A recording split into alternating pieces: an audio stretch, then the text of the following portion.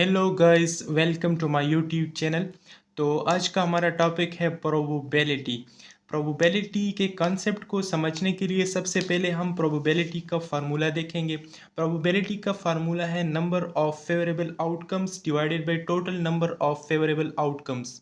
ये फार्मूला मैंने पिछली वीडियोस में भी इसके बारे में इसको डिस्कस किया, इसके कॉन्सेप्ट को समझा, इस पे एमसीक्यूज भी सॉल्व किए। अभी इस प्रोबेबिलिटी के कंसेप्ट को समझने के लिए हमारे पास तीन कैटेगरीज हैं, कार्ड्स, कॉइन और डाइस। इन तीन कैटेगरीज को की प्रोबेबिलिटी को समझने के लिए हमें सबसे पहले कार्ड पे आते हैं। कार्ड में सबसे पहले हमारे पास 52 कार्ड्स हैं टोटल। 52 कार्ड्स हो गए। इसमें 13 हमारे पास क्या है, 13 हमारे पास डायमंड्स हैं, 13 हमारे पास क्लब है और 13 हमारे पास हर्ट और 13 हमारे पास शेड है। तो आप लोग इस इन सब को सम करें तो ये फिर से 52 बनता है, जो कि हमारे पास टोटल कार्ड्स की तादाद है। और इंडिविजुअली अगर हम डायमंड्स में देखें तो हमारे पास किंग, जोकर, क्वीन, एस और ये 9 नंबर्स सब में ये बार बार रिपीट हो रहे हैं 4 मरतबा। तो आप लोग देख सकते हैं कि हमारे पास किंग कितने बन गए, 4 बन गए, जोकर भी 4 बन गए और क्वीन भी 4 बन गए, एस भी 4 बन गए। ठीक है, तो ये हमारे पास कार्ड्स की तरतीब है जो जो कि टोटल हमारे पास 52 बनते हैं। प्रोबेबिलिटी के कंसेप्ट को हम कार्ड्स के इसी कार्ड्स के थ्रू हम समझ सकते हैं। तो आइए जाते हैं रिलेटेड क्वेश्चंस की तरफ। सबसे पहले हमारा पास जो क्वेश्चन है वो बिल्कुल बेसिक एक क्वेश्चन है जिसके थ्रू हम प्रोबेबिलिटी के कंसेप्ट को समझ सकते हैं। A card is drawn randomly, find the probability of a king. ठीक है, एक कार्ड को उन्होंने रैंडमली थ्रो किया है। ठीक है, उसमें प्रोबेबिलिटी वो कहते हैं कि देखते हैं कि कितनी इसमें किंग की प्रोबेबिलिटी है। तो हम सबसे पहले ये देखेंगे कि 52 कार्ड्स में से किंग के जो कार्ड्स हैं वो कितने हैं, कितने किंग्स हैं। So since there are 4 kings in the deck of the card and total cards are 52, तो हमारे पास 4 किंग्स हैं आउट ऑफ 52 कार्ड्स में से। तो प्रोबेबिलिटी सिंपली क्या हो जाएगी, 4 डिवाइडेड बाई 52। तो इससे आता है 1 डिवाइडेड बाई 13। तो 1 divided by 13 is the probability of a king. ठीक है, सेकेंड क्वेश्चन हमारे पास है, a card is drawn randomly, find the probability of a diamond king. Okay, तो इसमें थोड़ा सा ये डिफरेंस है कि वहाँ पे किंग था, यहाँ पे डायमंड किंग है। इसका मतलब है कि डायमंड के किंग की प्रोबेबिलिटी हमने बतानी है। तो डायमंड में हमारे पास कितने कार्ड्स हैं टोटल, हमारे पास डायमंड में 13 कार्ड्स हैं और 13 में से आप लोग देख सकते हैं 13 में से डायमंड्स कंसिस्ट ऑफ, इन सारे 13 कार्ड्स में से हमारे पास किंग सिर्फ एक है, तो 1 king in diamond. Okay, so the probability हमारे पास क्या हो जाएगी, प्रोबेबिलिटी 1 डिवाइडेड बाई 52। मतलब 52 में से किंग एक है तो प्रोबेबिलिटी इसकी 1 डिवाइड बाई 52 सिंपली इस तरह आ जाएगी। ठीक है, तो ये थर्ड एक क्वेश्चन है जो मैं आप लोगों के लिए छोड़ रहा हूँ, आप लोगों ने इसको सॉल्व करके कमेंट्स में इसका आंसर देना है। Okay, a card is drawn randomly, find the probability of the heart. ठीक है, एक बहुत ही सिंपल क्वेश्चन है, आप लोगों ने इसका आंसर करना है। Thank you. अभी हम आते हैं दूसरी कैटेगरी की तरफ जो कि कॉइन है। तो कॉइन में हमारे पास दो चीज़ें होती हैं, हेड और टेल। ठीक है, probability of head 1 divide by 2, simply probability of coin 1 divide by 2। मतलब अगर एक कॉइन को हम थ्रो करें तो उसमें हेड की प्रोबेबिलिटी 1 डिवाइड बाई 2 होगी और प्रोबेबिलिटी ऑफ इसकी टेल की, हमारे पास ये कॉइन नहीं है, ये टेल है, और टेल की प्रोबेबिलिटी हमारे पास क्या होगी, 1 डिवाइड बाई 2 होगी। ठीक है, तो अब हम इसके रिलेटेड क्वेश्चंस को समझते हैं, लेकिन उन क्वेश्चन को समझने से पहले हम एक नोट देख लेते हैं जो कि किसी भी कॉइन्स की प्रोबेबिलिटी के क्वेश्चंस को सॉल्व करने के लिए ये आपको काम आ सकता है।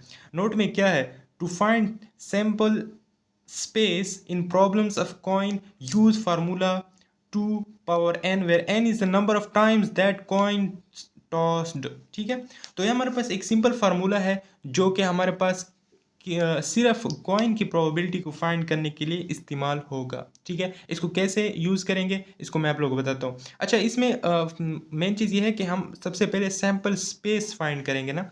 सैम्पल स्पेस हमारे पास होगा तभी जाकर हम उस चीज़ की प्रोबेबिलिटी को समझ सकते हैं, उसकी प्रोबेबिलिटी को हम मतलब फाइंड कर सकते हैं। ठीक है, तो सैम्पल स्पेस कैसे फाइंड करते हैं क्वेश्चन में देखते हैं। ये हमारे पास रिलेटेड क्वेश्चन है, ठीक है। तो इसमें क्या कहता है, 2 coins are tossed, find the probability of at least 1 head. Question में कह रहा है कि 2 कॉइन उन्होंने टॉस किए, ठीक है, प्रोबेबिलिटी एटलीस्ट हेड की बताएं, ठीक है। तो सबसे पहले हम क्या करेंगे, सैम्पल स्पेस हम फाइंड करेंगे। तो सैम्पल स्पेस के लिए मैंने आप लोगों को ऊपर फार्मूला बताया, ठीक है। तो फार्मूला कैसे होगा, तो 2 की पावर n की जगह हम 2 लिखेंगे क्योंकि 2 दफ़ा हम कॉइन को टॉस कर रहे हैं। ऊपर हमने देखा है कि n क्या होगा, where n is the number of times that coin tossed, ठीक है, ऊपर हमने यही पढ़ा, ठीक है। तो हमारे पास क्या आ जाएगा, सैंपल स्पेस हमारे पास 4 आ जाएगा, ठीक है। अब क्वेश्चन में एक कंडीशन बताई गई है, at least 1 head means that either 1 head और 2 हेड्स, ठीक है। एटलीस्ट मतलब या तो एक होना चाहिए या उससे ज़्यादा भी हो सकते हैं। तो ज़्यादा कितने हो सकते हैं, ज़्यादा से ज़्यादा 2 हो सकते हैं क्योंकि हमारे पास कॉइन 2 टॉस किए गए हैं। तो आउटकम्स हमारे पास किस तरह आ जाएंगे, मतलब अगर हमने 2 कॉइन टॉस किए तो दोनों के दोनों हेड आएंगे, या एक हेड टेल आएगा, या टेल हेड आएगा, या टेल टेल आएगा। तो ये हमारे पास आउटकम्स हैं, फेवरेबल आउटकम्स हैं जो कि आ सकते हैं, ठीक है। तो हमारे पास क्या हो गए, तो इन सब फेवरेबल आउटकम्स में से हमारे पास 3 ऐसे केसेस हैं जिनमें हेड एक दफ़ा आ रहा है या फिर 2 दफ़ा आ रहा है। तो आप लोग देख सकते हैं कि इसमें हेड 2 दफ़ा आ रहा है, तो ये हमारे पास हो जाएगा। इसमें हेड एक दफ़ा आ रहा है और इसमें हेड एक दफ़ा आ रहा है। इसमें हेड बिल्कुल आ ही नहीं रहा, ठीक है। तो हमारे पास क्या हो जाएगा, हमारे पास फेवरेबल आउटकम्स कितने हो जाएंगे, जो कि इस कंडीशन के हिसाब से वो 3 हो जाएंगे, ठीक है। 3 हमारे पास फेवरेबल आउटकम्स हो गए, तो सिंपली प्रोबेबिलिटी है कि the probability of at least 1 head is equal to 3/4, ठीक है। 3/4 हमारे पास इस क्वेश्चन इस कंडीशन के मुताबिक इसकी प्रोबेबिलिटी आ गई। लास्ट कैटेगरी हमारे पास आगे, वीडियो को ज़्यादा लंबी नहीं करते, हमारे पास लास्ट कैटेगरी है डाइस, प्रोबेबिलिटी ऑफ डाइस। अच्छा, डाइस में हमारे पास क्या होते हैं, 6 फेसेस होते हैं, ठीक है। और इन 6 फेसेस में हमारे पास अगर हम किसी भी एक फेस की प्रोबेबिलिटी देखें तो वो 1/6 आएगी, क्योंकि अगर वो मतलब अगर हम डाइस को थ्रो करेंगे तो उसमें से कोई एक ही फेस आएगा, तो आउट ऑफ 6 मतलब वो एक ही फेस आएगा, तो प्रोबेबिलिटी ऑफ ईच फेस 1/6 आ जाएगा, ठीक है। इसमें भी सैम्पल स्पेस का कंसेप्ट है। इसमें सैम्पल स्पेस कैसे हम वो फाइंड करेंगे, इसमें 6n हमारे पास इसका फार्मूला है, ठीक है। तो हमारे पास हम रिलेटेड क्वेश्चन की तरफ आ जाते हैं जल्दी से। अच्छा, a dice is rolled, find the probability of number greater than 2, ठीक है।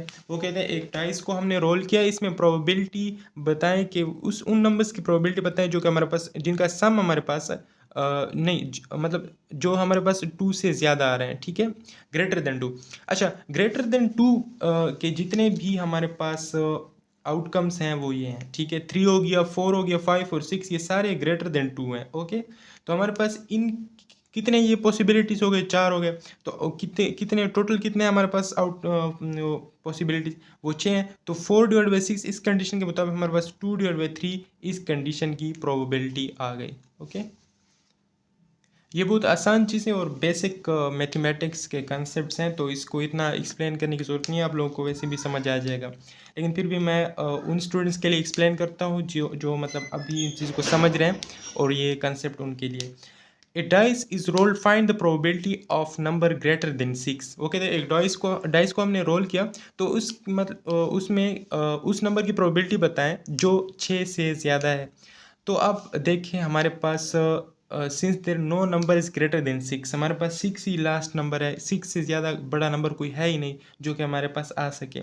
So probability of number greater than 6 is 0, ठीक है, वो हमारे पास 0 ही आएगा, कोई आउटकम है ही नहीं, तो प्रोबेबिलिटी हमारे पास क्या हो जाएगी, इसकी 0 हो जाएगी, ओके। अच्छा, हाँ, ये जो क्वेश्चन है ये मैं आप लोगों के लिए छोड़ रहा हूँ, इसका आप लोगों ने आंसर करना है, ठीक है, कमेंट्स में। और आज के लिए इतना ही, नेक्स्ट वीडियो मिलते हैं, थैंक यू। और लास्ट में ये कहूँगा कि चैनल को लाइक और सब्सक्राइब कर दें, और इंशाल्लाह इस तरह की वीडियोस आती रहेंगी। Thank you for support.